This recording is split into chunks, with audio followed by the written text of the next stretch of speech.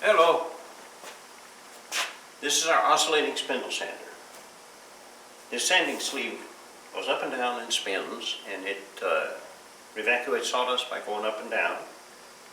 And it is used for sanding inside curves, and comes in multiple sizes of sanding cylinders.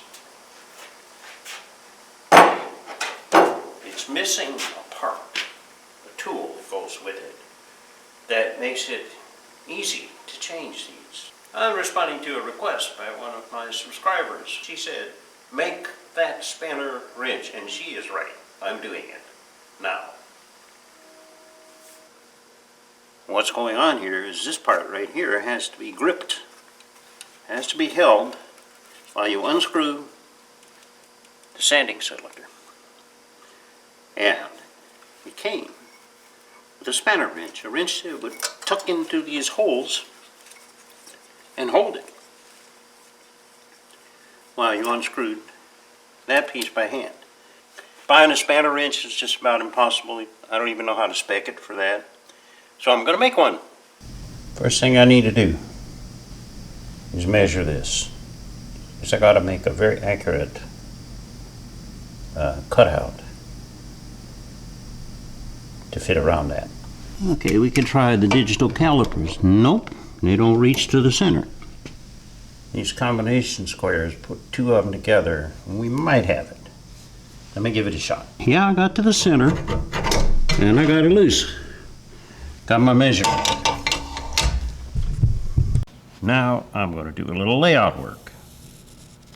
I'm drawing these two lines which indicate the diameter of the cylinder inside. Then I need to mark a line that is right between them, parallel to them, halfway. I have to hit that point, strike an arc, follow the line that's directly 90 degrees. Hit that point. Move up, repeat.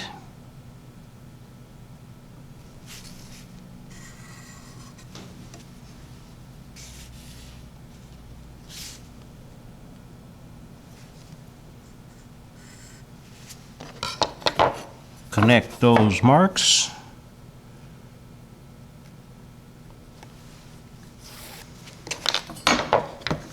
And see what we get.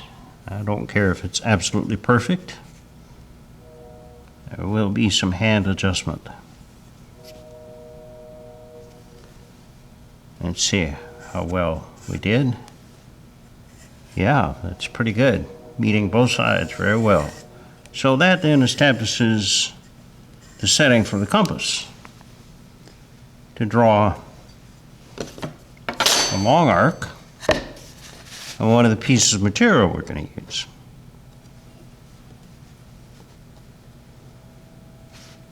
I'd say that's pretty good.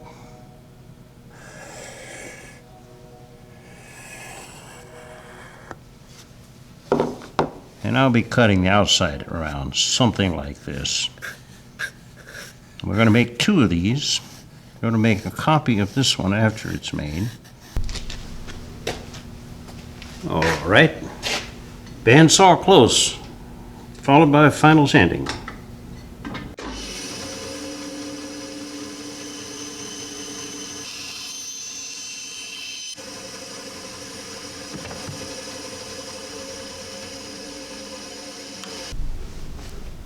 It's really close, almost slides over it, so I'll just touch it up to the line.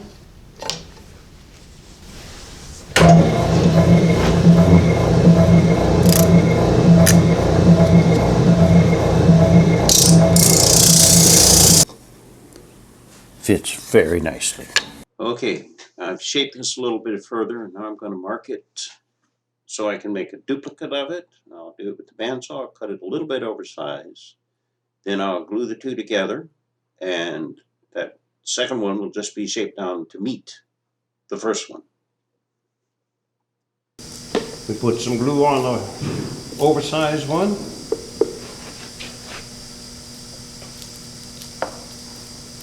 Yellow glue works fine here.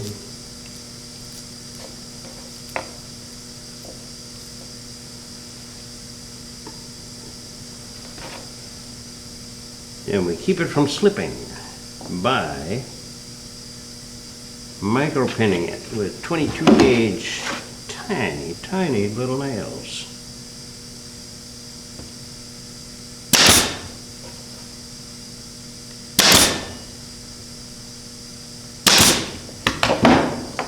And clamp it up. Okay. We let that sit for 1/2 hour. And then we'll break it loose. I'll shape the one that sticks out down to meet this one. Then we'll smooth it up a little bit, drill a hole, put the pin in, and try it out. I shall drill it, slide the pin in, and then we'll see how it fits with the trial run.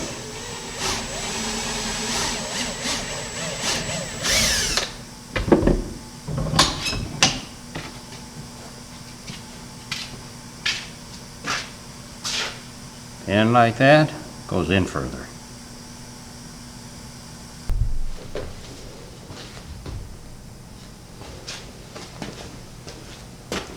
Okay, let's see how it fits.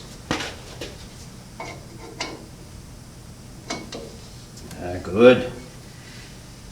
Easy. Both hands now. Perfect. This is the flap sander. It's excellent for freehand shaping. And it has one safety rule, which is don't point up beyond the center line in toward it. It will make it pull in, it will grab it, it will throw it down, it will smash it. It can be very fierce when it does that. Always come from the inside out, okay? Coarse.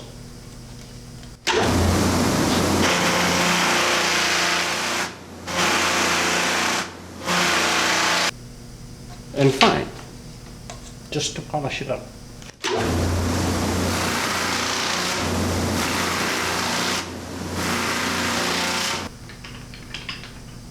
And here it is, all done and ready to use. Thank you.